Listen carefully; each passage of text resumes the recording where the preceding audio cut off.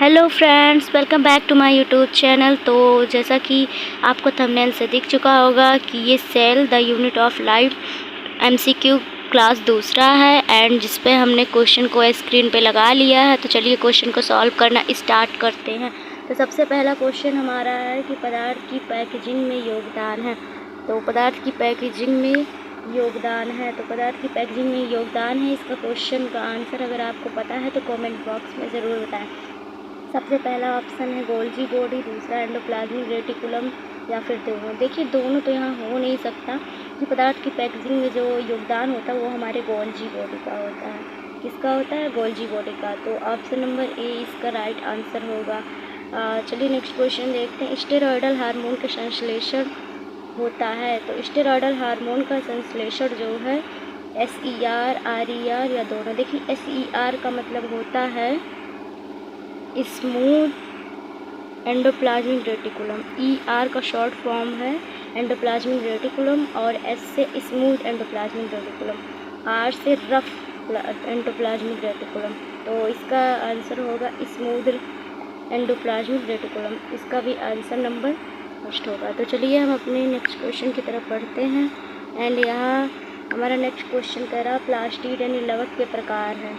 यानी जो प्लास्टिड है, जो दोहरी झिल्ली युक्त होते हैं, इसके प्रकार कितने हैं? तो पहला है ल्यूकोप्लास्ट, क्लोरोप्लास्ट, क्रोमोप्लास्ट या फिर तीनों। तो इसका सही आंसर हो जाएगा तीनों। प्लास्टिड के जो प्रकार हैं ये ल्यूकोप्लास्ट, क्लोरोप्लास्ट, क्रोमोप्लास्ट तीनों हैं। तो ऑप्शन डी इसका करेक्ट आंसर हो जाएगा। तो नेक्स्ट क्वेश्चन है प्रोटीन की फैक्ट्री और सेल का इंजन कहते हैं। देखिए वेरी मोस्ट इम्पॉर्टेंट क्वेश्चन है।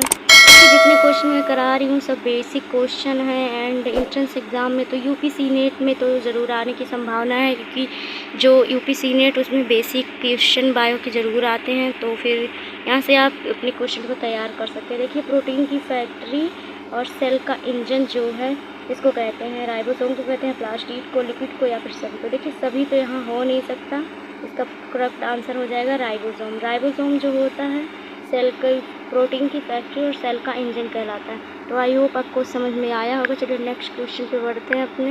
नेक्स्ट क्वेश्चन है तो यहाँ पर वो लिखा गया था, यहाँ ATP का संश्लेषण होता है। One of the most important question, ATP का संश्लेषण कहाँ होता है, यानी ATP का फॉर्मेशन कहाँ होता है, ATP बनता कहाँ है? तो माइटोकॉन्ड्रिया में, सेल वॉल में या सेल मेम्ब्रेन में या कोई ना। तो कोई ना तो हो नहीं सकता, सेल मेम्ब्रेन नहीं हो सकता, सेल वॉल नहीं हो सकता। ऑप्शन नंबर ए इसका राइट आंसर हो जाएगा, यानी माइटोकॉन्ड्रिया जो है इसमें हमारा ATP बनता है। चलिए नेक्स्ट क्वेश्चन की तरफ बढ़ते हैं।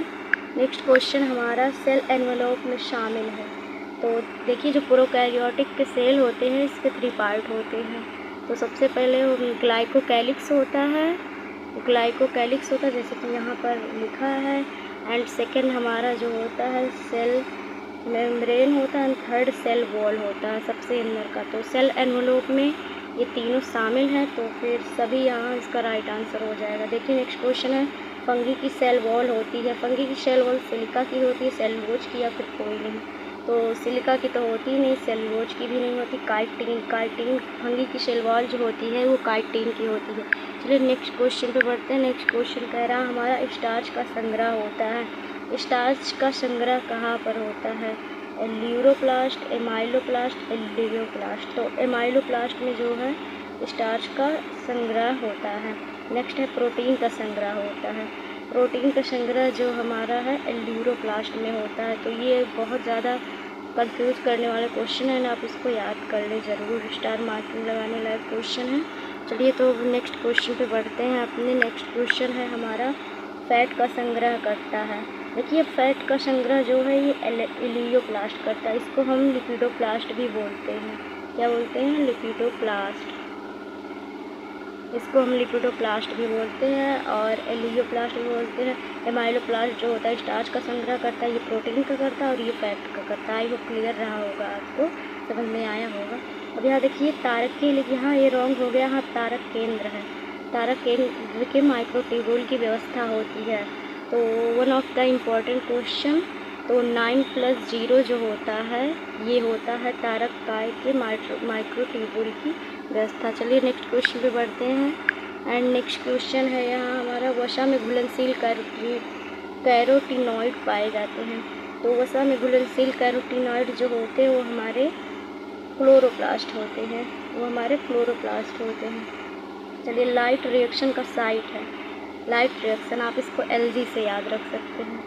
लाइट रिएक्शन जो है ग्रेना में होता है, तो इसका ऑप्शन नंबर 1 करेक्ट आंसर हो जाएगा। लाइट रिएक्शन का साइट है ग्रेना, LG से आप इसको याद रख सकते हैं। नेक्स्ट क्वेश्चन है हमारा, प्रोकैरियोटिक कोशिका का उदाहरण है Euglena, anabaena, spirogyra, Agaricus.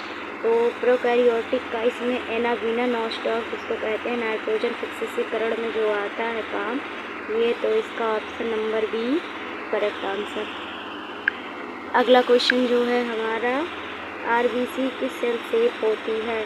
One of the most important question, RBC की सेल शेप होती है ब्रांचेड यानी शाखित, अमेबॉइड यानी अमीबीय, राउंड एंड बाइकॉन्केव। तो यही सही हो जाएगा option number C। Round and biconcave का हिंदी होगा गोलीय और द्विअवतल,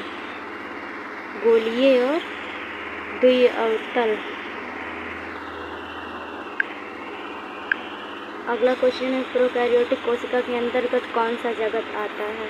मोनेरा, फंगी, प्रोटिस्टा, सभी।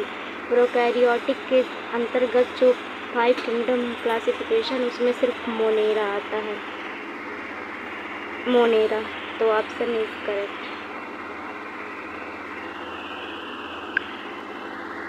तो आई होप आपको समझ में आया होगा, एंड अगर वीडियो हेल्पफुल लगी हो मेरे चैनल को सब्सक्राइब करें, मैं ऐसे ही और वीडियोस लाया करूँगी। तो thanks for watching this video, bye bye.